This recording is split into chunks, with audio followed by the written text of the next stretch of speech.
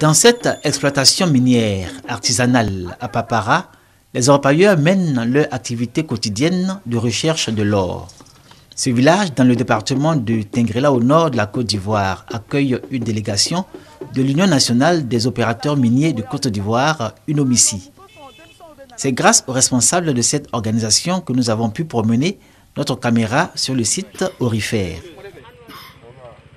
L'exploitation minière de Papara abrite un monde hétérogène, des hommes de tous âges, des femmes et des enfants. Ici, on travaille dans des conditions extrêmement difficiles avec du matériel sommaire. Le danger guette les travailleurs à chaque instant. Je vais venir ici justement pour la recherche de l'or, pour avoir du moyen pour aller regarder mes parents. C'est un danger de voir les jeunes sortir de la ville pour venir dans la mine. Et puis, il y a trop d'accidents. Mais comment faire? L'exploitation minière de Papara offre à voir un spectacle édifiant. Un désordre imprescriptible et le sol ressemble à un paysage lunaire.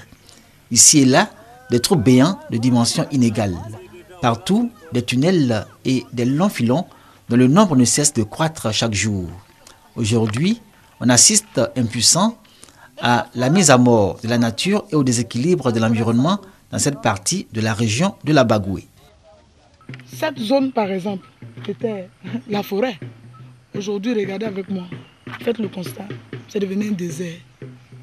Ici, on ne peut plus faire d'agriculture. Les troupeaux ne peuvent plus circuler ici. Même les hommes aussi ne peuvent plus rien faire là. Le secteur de l'orpaillage aujourd'hui, en train de tout détruire. Moins visible, mais tout aussi inquiétante pour l'écosystème.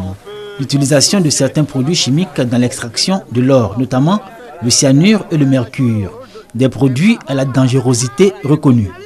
Il faut forcément l'utilisation du mercure pour pouvoir rassembler tout l'or. Ah, c'est l'or. Voilà. Et la couleur est blanche là? Oui, c'est le mercure. Maintenant, ils vont brûler ça au feu. Ça sort maintenant la couleur jaune. La fièvre de l'or.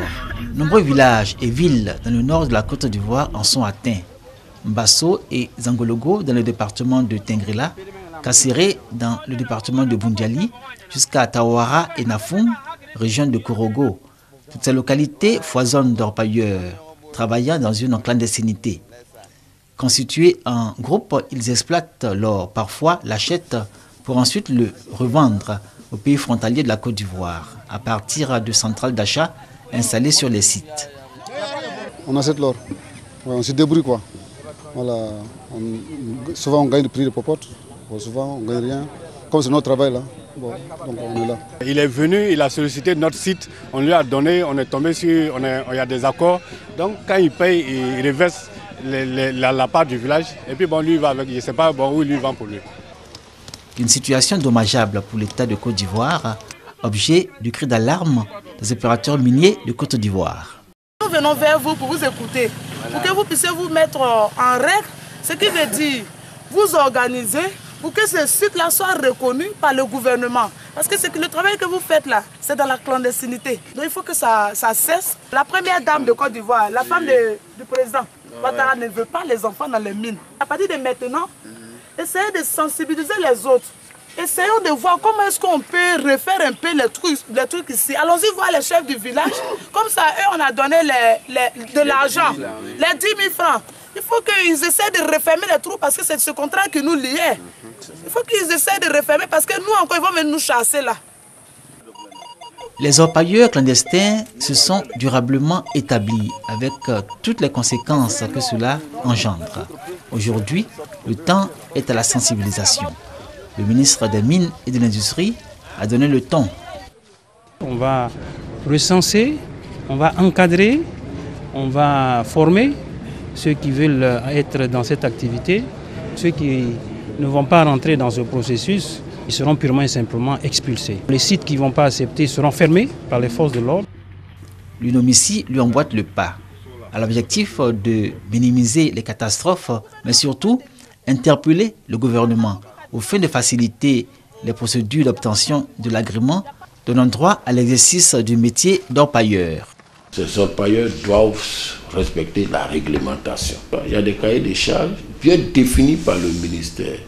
Nous demanderons à l'autorité de nous aider à libérer la région de ces exploitants clandestins, que ces responsabilités soient situées, les obligations et les devoirs de tout un chacun. Entre courses effrénées vers l'or et campagne de sensibilisation des orpailleurs clandestins, l'on assiste à la déstructuration du tissu social dans les villages d'accueil, mais encore au développement d'un univers sans loi, sans repères, où vol, prostitution, drogue et insécurité meublent le quotidien de ceux qui y habitent. Un véritable Far West.